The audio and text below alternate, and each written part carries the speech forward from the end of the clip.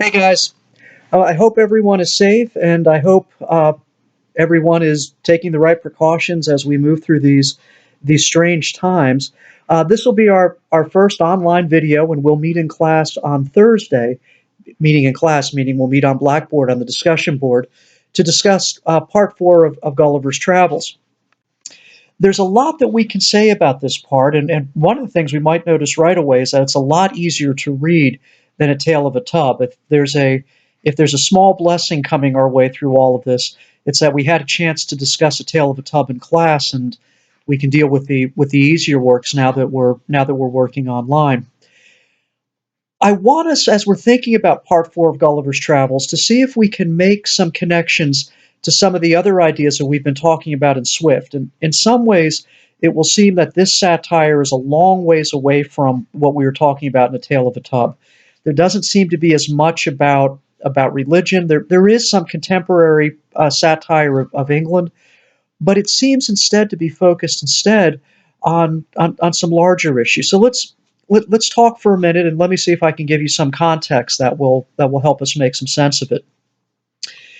There is, of course, a little bit of topical satire. By the time Swift wrote this, we know that he was living in Dublin. He was working as the dean at St. Patrick's Cathedral, and he would go on to become, or in some ways, he really already had become something of a national hero in Ireland because he was defending the Irish people against the really horrific economic exploitation that they received from the British through the mercantile system of economy.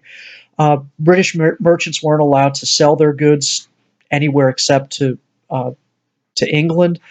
England really controlled the country. They controlled the currency, something that will become really important when we look at a modest proposal. And the absentee landlords, the folks who had control of the land, who owned it, but who lived in England, had very little incentive to improve the land or improve the lives of the people who were living on the land and working for them, and every incentive to maximize profit and get as much wealth as they could while putting as little investment back. This made life, of course, horrifically difficult for the Irish. In some ways, that is part of the satire of part four, right? We have the Winhams, and we think that's how their name is supposed to be pronounced. It kind of imitates the sound of a horse. We have the Winhams who control the Yahoos and really exploit them economically. But even there, we can see that Swift's satire is always double edged.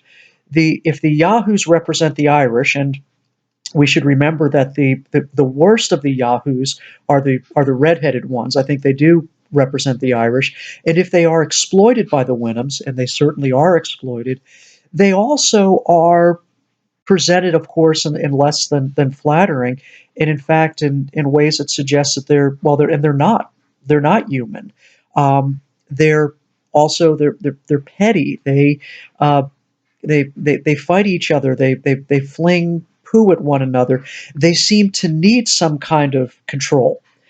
The control that they receive, though, is one that is exploitive and really takes horrific advantage of them.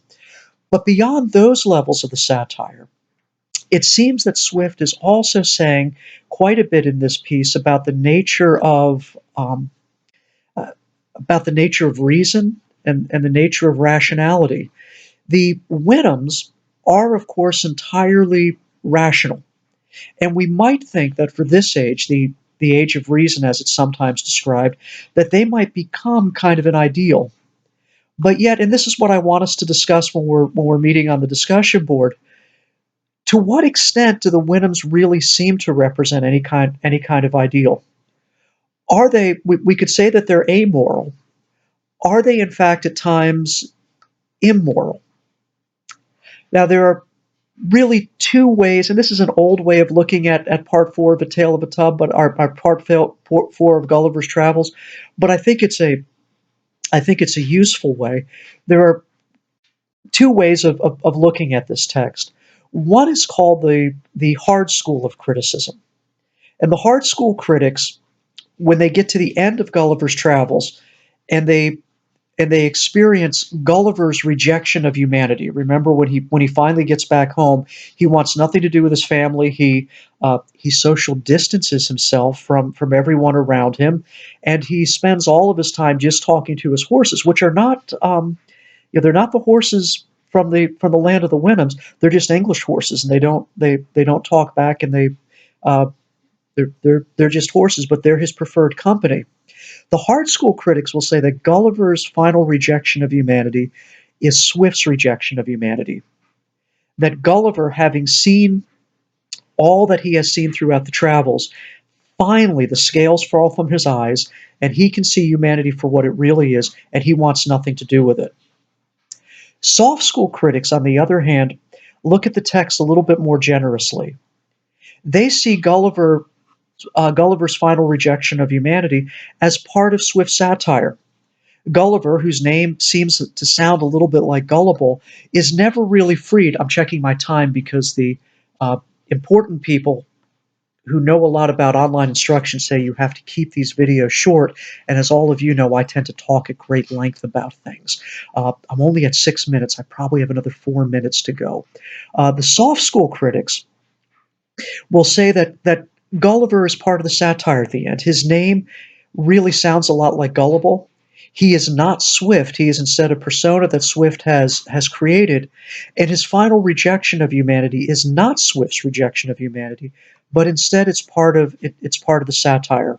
Gulliver is foolish at the end in the same way that he has been somewhat foolish and naive throughout the whole text.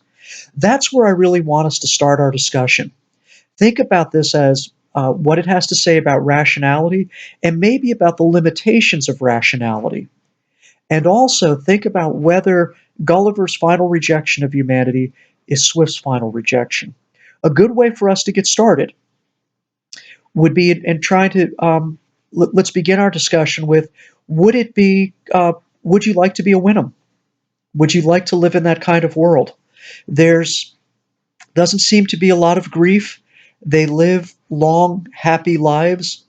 They have a society that's very well ordered and that serves all of their needs. Uh, they don't seem to suffer they don't suffer from any kind of dishonesty. There's no word in their language for lying. They seem to have society down to something that's very efficient and in many ways very wholesome for their lives. But would you want to be a Wenham? That's where I want to start our discussion. And then from that, we'll see if we can move on to unpackage some of the arguments that we find in the hard school and the soft schools of criticism. So I hope this gives us a place to start. I hope you find this helpful. I do want to note that Mason, good man that he is the only one so far who has sent me a picture of a pet. Milo is an awfully cute puppy, but I've been hearing all semester about other pets. I've been hearing about birds and cats and dogs and a horse that's living out in the country somewhere. But so far, I've only gotten to meet Milo. No pressure, guys. But we're all in this together. Okay, I will see you Thursday morning when we meet on the discussion board in Blackboard.